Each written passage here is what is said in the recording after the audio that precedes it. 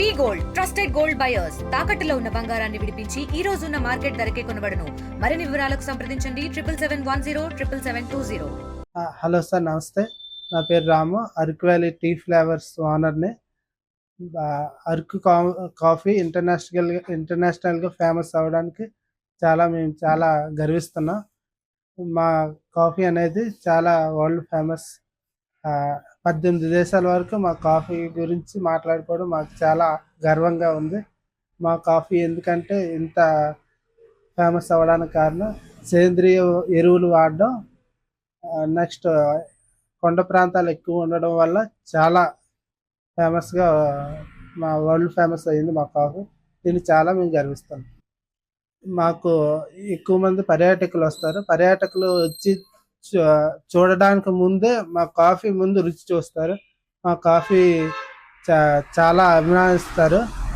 ఎక్కడెక్కడ దేశాల నుండి మా కాఫీ గురించి మాట్లాడుకోవడం మాకు చాలా గర్వంగా ఉంది. మరి కేంద్ర ప్రభుత్వం, రాష్ట్ర ప్రభుత్వం ఈ కాఫీ గిరిజనులకి మరి ఇస్తుంది, చాలా బాగుంది.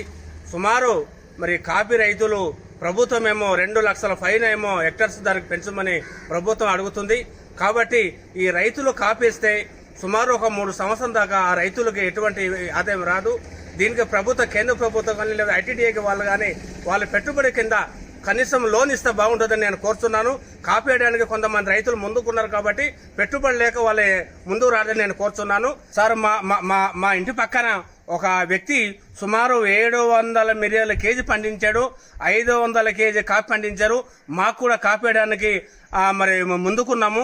మాకు పెట్టుబడి లేక మేము వేయడానికి ముందుకెళ్ళట్లేదు. కాబట్టి దయచేసి ఈ కాఫీ ఈ సిల్వర్ ముందు లేస్తే మాకు 3 సంవత్సరాలు పెట్టుబడి లేక మేము వెనక ఉన్నాం. కాబట్టి మాకు భూమి ఉంది, ఆ భూమిలో కాఫీ వేయడానికి మేము సిద్ధంగా ఉన్నాం. కాబట్టి మాకు పెట్టుబడి ప్రభుత్వం మాకు ఇస్తే మేము తప్పకుండా కాఫీ వేసి మేము వాళ్ళగా మేము ముందుకు వెళ్తామని నేను కోరుతున్నాను. నేను 25 సంవత్సరాల నుంచి కాఫీ ఏజెంట్గా పనిచేస్తున్నాను సార్, కమిషన్ ఏజెంట్గాను. ఇక్కడ అరకులో అరబికా కాఫీ, తర్వాత అరబికాని పార్చ్మెంట్ తయారు చేస్తారు సార్. దాని తర్వాత లాస్ట్లో తీసింది డ్రై ఫ్రూట్ తయారు చేసి చెర్రీ తయారు చేస్తారు సార్. ఇక్కడ కాఫీ చాలా ఫేమస్ సార్, చాలా మంది కూడా బాగా ఇష్టపడతారు. అరోమా కూడా చాలా బాగుంటుంది. కాకపోతే ఇది ప్రమోట్ చేయడంలో కొంచెం వెనకబడి ఉన్నామేమో అనిపిస్తుంది సార్. మామూలు కాఫీ అరకును ఇంకా ప్రమోట్ చేస్తే జనాల్లో మంచి ఈ కాఫీకి గుర్తింపు వస్తుందని నా అభిప్రాయం సార్. మరి గవర్నమెంట్ కూడా ఆ దిశగా అడుగులు వేస్తే బాగుంటుందని నా అభిప్రాయం సార్, నా సొంత అభిప్రాయం. కనుక రైతులకు మాత్రము మంచి సంవత్సరం మంచి ఆదాయం వచ్చింది sir. Brazil, Vietnam coffee shortage రావడం వల్ల పంట తగ్గిందంట సార్, వర్షపాతం తక్కువగా ఉండడం వల్ల. దాని మీద ఇక్కడ ఎక్స్పోర్ట్ బాగా ఎక్కువ అవడం వల్ల మంచి రేటు వచ్చింది. రైతులకు మాత్రం చాలా సంతోషంగా ఉన్నారు. తర్వాత ఈ మధ్య కొంచెం తగ్గింది కానీ రైతులందరూ సేల్ చేసుకున్నారు, మంచి లాభాల్లో ఉన్నారు సార్. తర్వాత కాఫీ తోటలలో అంతర పంటగా మిరియాలు వేశారు సార్. మిరియాల్లో కూడా ఈ సంవత్సరం మార్కెట్ చాలా బాగుంది. లాస్ట్ ఇయర్కి ఈ ఇయర్కి కంపేర్ చేసుకుంటే ఈ సంవత్సరం దగ్గర 600 పైనే ఉంది సార్ కేజీ. మిరియాలు మాత్రం చాలా ఘాటుగా ఉంటున్నాయి. తర్వాత ఈ ఆర్గానిక్ మిరియాలు సార్, ఇవి ఆర్గానిక్ పెప్పర్ అంటే తెలుగులో మిరియాలు అంటాం కదా, అది కనుక దీన్ని స్పైసెస్ బోర్డు వాళ్ళు దీన్ని గుర్తించి మార్కెటింగ్ చేసే సదుపాయం కానీ కల్పిస్తే రైతులకు ఇంకా లాభాలు వస్తాయని నా అభిప్రాయం సార్. నేను మాత్రం చూసిన ఏరియాల్లో బాగా ఎక్కువగా కుసుమగూడ ఒకటి, డోమంగ్ ఒకటి, తర్వాత జాముగూడ, కొన్ని విలేజ్లు చాలా బాగా చేస్తున్నారు. తర్వాత వసబంద్ అనే విలేజ్లో కూడా చూశాను సార్. సిమిలిగూడ కూడా చాలా బాగుంది, కాఫీ చాలా బాగా తయారు చేస్తున్నారు. రైతులు మాత్రము వాళ్ళు పాపం చాలా కేర్ తీసుకొని ఇంట్రెస్ట్ తీసుకొని, ఇంతకుముందు అయితే మామూలుగా పశువులతో కూడా తొక్కిచ్చేవాళ్ళు మామూలు చెర్రీ తయారు చేసినప్పుడు. ఇప్పుడు మాత్రం బాగా శుభ్రంగా చాలా బాగా తయారు చేస్తున్నారు. అందరూ గవర్నమెంట్ కూడా కాఫీ బోర్డు ప్రోత్సహించడం వల్ల ప్లాట్ఫారాలు ఉన్నాయి, బాగా నీట్గా తయారు చేస్తున్నారు కాఫీ కూడాను. 2,50,000 ఎకరాల మీద కాఫీ పంటను పండించాలనేటువంటి లక్ష్యంతో ప్రభుత్వము 1967లోనే చేపట్టడం జరిగింది. కానీ ఆ లక్ష్యం అయితే ఈ రోజు వరకు కూడా నెరవేరినటువంటి దాఖలాలు అయితే లేవు. అంటే ఇక్కడ అధికారులు వీటి మీద పూర్తిగా దృష్టి అనేటటువంటి పెట్టడం లేదని చెప్పేసి నేనైతే భావిస్తున్నాను. ఎందుకంటే 2,50,000 ఎకరాల్లో పండించాలి అనుకున్నటువంటి వాళ్ళు 1967 నుంచి ఈ రోజు 2025 సంవత్సరం వరకు కూడా ఆ లక్ష్యాన్ని అధిగమించలేనటువంటి పరిస్థితి దాపురించింది. అంటే ప్రభుత్వ అధికారులు కానీ లేదా అనుకుంటే పనిచేసేటటువంటి ఆ సంస్థకు సంబంధించినటువంటి వ్యక్తులు కానీ దీని మీద దృష్టి సారించడం లేదని నేను భావిస్తున్నాను. ఎందుకంటే ఈ రోజు వరకు కూడా 1,20,000 ఎకరాలు మాత్రమే సాగు చేయడం అనేటటువంటిది ఏజెన్సీ ప్రాంతంలో జరుగుతుంది. అంటే వారు అనుకున్న లక్ష్యానికి ఇంతవరకు కూడా చేరుకోలేకపోవడం నిజంగా మా ఏజెన్సీ ప్రాంతాల్లో ఉండేటటువంటి రైతుల యొక్క దౌర్భాగ్యమే నేనైతే భావిస్తున్నాను.